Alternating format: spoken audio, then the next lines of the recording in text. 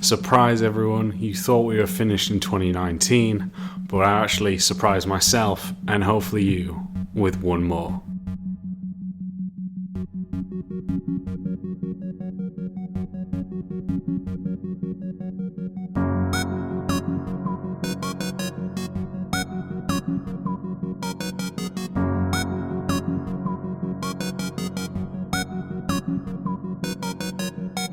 Hey everyone, I hope you're well playing and are making the games that you all love. You're joining me, your host, Max Paz. And I said this was a bit of a surprise one for myself because I'm actually recording this before I have to get the plane back over to...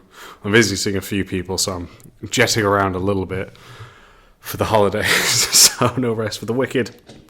But yeah, I wanted to do a quick one, quick episode, I guess, to just answer some questions because we've not done as many Q&As this year, just down to timing as well as, scheduling.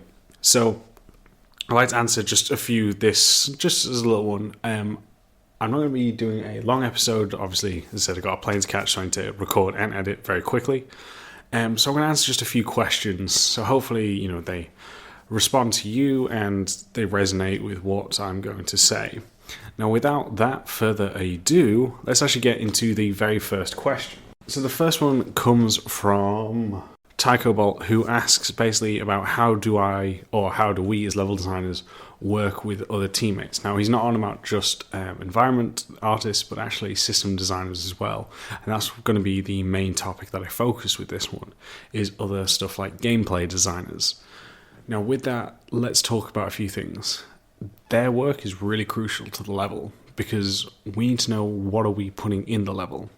So the best way to communicate with them is obviously, firstly, is make sure you read all documentation that there is, as well as maybe play their gyms, because they will create gyms, kind of like setup areas for you to test out how the mechanic should actually work. Once you've got an understanding, it's always important to discuss with them, because they may have designed a mechanic in a certain way, but don't feel, maybe if it's near the end of the project, but if it's early on, don't feel afraid to pitch different ideas to try push the mechanic in a certain different direction. What is really important though, and hopefully that you get this, because sometimes it's really hard to get this information obviously, but it'd be nice to get an understanding of what mechanics are available to your level depending on the stage that you're in the game. If it's an early game, maybe you don't have access to all the mechanics compared to mid or end game. And with that in mind, you can then start to kind of push things there. So I also think sitting down with them to talk it through as well as making sure that they test it. Because what you find again, designers, and this isn't a slight or a dig or anything like that, but they tend to test more in their gyms to work. And I get why, because it's in that perfect scenario versus actually testing your level. So I think it's very important for you to make sure that you play it with them, whether you force them to play as in you give them a controller, or for you to play and show them so they get an understanding. They also want to see it, so that's always important, is, like any team, we want to see it and we want to communicate with them. So communication, reading documentation, understanding where it comes into the world, where it comes into the game, and also playing with them. That is probably the most important thing with system designers. And the thing that you have to be aware of is, especially mechanics, they change, get cut, redesign a lot. So they may not always have the answers, but as long as you keep that line of communication open, that will be the most important thing, because sometimes you can also pitch different ideas, as I mentioned before. Another thing to make sure that's key with this one is, because sometimes they might, and I've seen this happen a few times now, is sometimes they don't always but put the mechanic in the context of the overall game. So what I'm referring to is signs and feedback. Sometimes that's missed because they're, like I said, mentioned designing in a gym, so they're not seeing how players might approach it. They're not thinking especially about lighting because of the fact that comes on a little bit later. So you need to make sure that that's always there. I think it's always super important, and I'm sure many designers do consider it, but having an extra pair of eyes And as them playing your level, they might actually see, actually, this mechanic doesn't work here, but another one does. So the fact that you are, communicating and checking each other's work is very important and a really big stride in order to make your levels better. So I hope that answers the first question. Now we're going to go on to the second question. This one comes from Charles. Now Charles asks about what is the best way to present your work when you're looking for a job. Now, everyone kind of does something different. I don't think there is a, one size fits all. But I think the best way to do it, and this is the way that I recommend. So firstly, is if you are wanting to be a level or maybe a game designer, the best thing that you can probably do is design a level or mechanic that's in a pre-existing world. That way, as soon as people see it, they understand, the context that it's in, versus a game that's not out there that you're creating, because it's harder for you to teach it now, because you have to teach the world.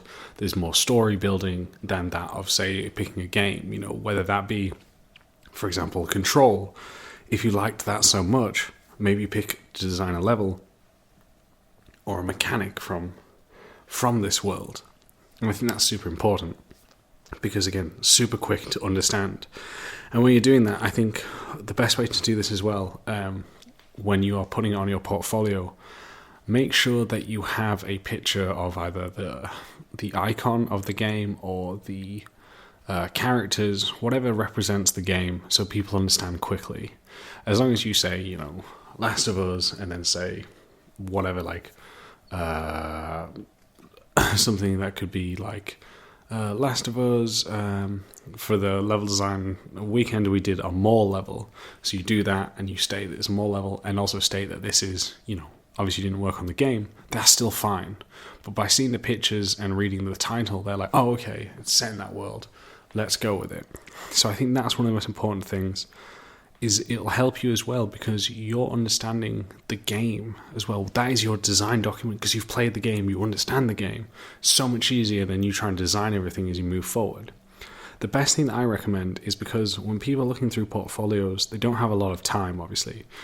Normally when people are looking to build a team, it's not always at the beginning of a project. So they're trying to do their work, for example, leads are. They're dividing their time with the work on the project as well as working on getting new hires. So when you're doing this, make sure that I think the most important thing is to have a walkthrough, of you flying through your level, describing what's going to happen, talking about how you came to that design decision, why you chose that.